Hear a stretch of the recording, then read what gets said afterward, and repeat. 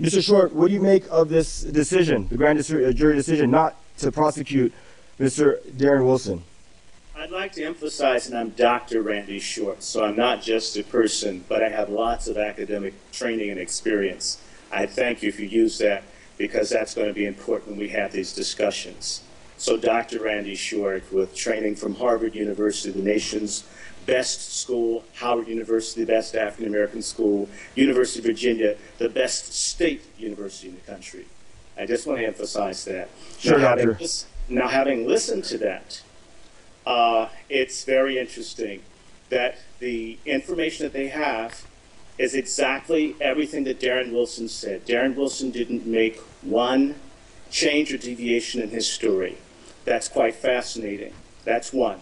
Number two, after having read that white nationalist garbage, where he didn't mention after the boy had been shot, why did they need to leave him in the street for about 4.5 hours? That wasn't mentioned. That is denying him medical care. He could have been taken to a hospital. That is something that they should be charged for. In and of itself, whether all the other stuff he said was true, you mean to tell me that Michael Brown's mother had to sit there behind the yellow tape line and watch her son bleed to death? This is all Anglo-American garbage. What we really need in this country, what the people are doing in Catalonia and Spain and what the Scottish people try to do, this is just a key thing that shows that African Americans need self-determination and sovereignty. Anglo-Americans cannot be trusted after 500 years of killing us to even do the most simple legal things. They can't do it, they won't. And so I don't believe any of it. We have hundreds of thousands of African Americans in jail, falsely accused. Every so many days, people get released where all the same sort of things were read, that investigations were done, and people spend 10, 20, 30 years in jail because of the perceptions that blacks are subhuman, that need to be controlled, and the system of law which serves whites. We need to remember that Missouri, St. Louis, was where the Plessy versus Ferguson decision went from there to the Supreme Court. That basically says blacks have no rights, that whites need respect. That was done in 1857, and we're still there. The answer, our police, our judges, everything should be African American for the benefit of our people. I don't trust all white juries. They have scientifically been proven to be racist and unfair. I know plenty of people who've been convicted. Reverend Pinckney up in Michigan had an all-white jury. We know about this. So the answer, it's not even about this guy. We knew that they were going to say no indictment. The same thing for Sean Bell in New York. Hundreds of bullets fired into a car, and no one gets in any trouble in New York. So please, I don't care. There's nothing. They have no confidence from our people. They have no business ruling us. It is as unnatural as gay marriage for Anglo-Americans to rule us. And we really need to be working on plebiscites and doing something very intelligent, because all over the country they're poised to kill us. I mean, I was on the phone before this started. They've got helicopters, tanks. So this is a country that has no problems rationalizing the death of black people, whether it's abortion, whether it's jails, whether it's lynching, whether it's bad food, bad schools. That's the legacy of Anglo-Americans. They shouldn't rule us. The United States is a failed human rights state.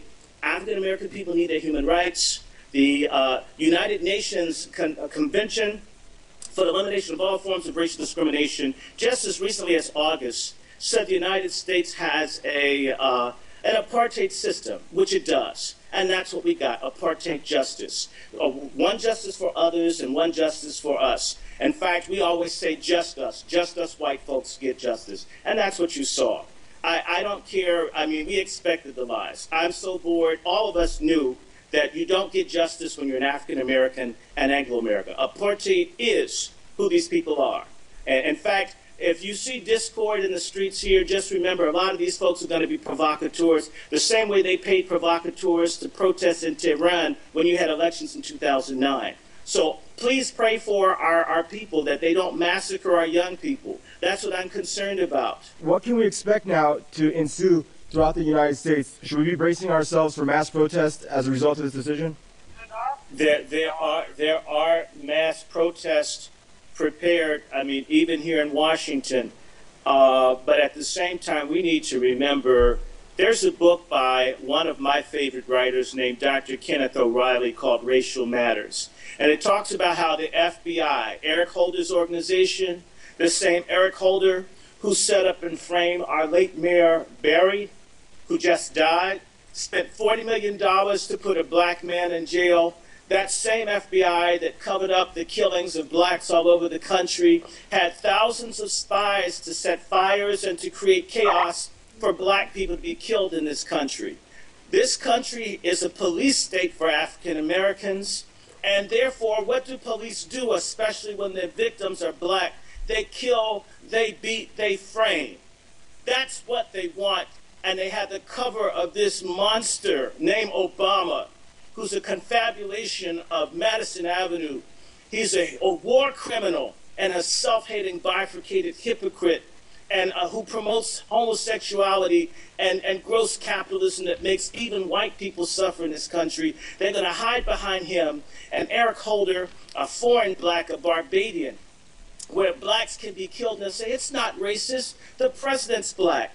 It's not racist that Ebola's released and has killed thousands of people in West Africa, the president's black. I mean, this garbage that's been run. So I'm hoping that people recognize that this country is in major trouble. What I'd like to see is other countries in the world to go to the Nations Forum, to the UN, and call on the racial question that the United States practices apartheid against its black people.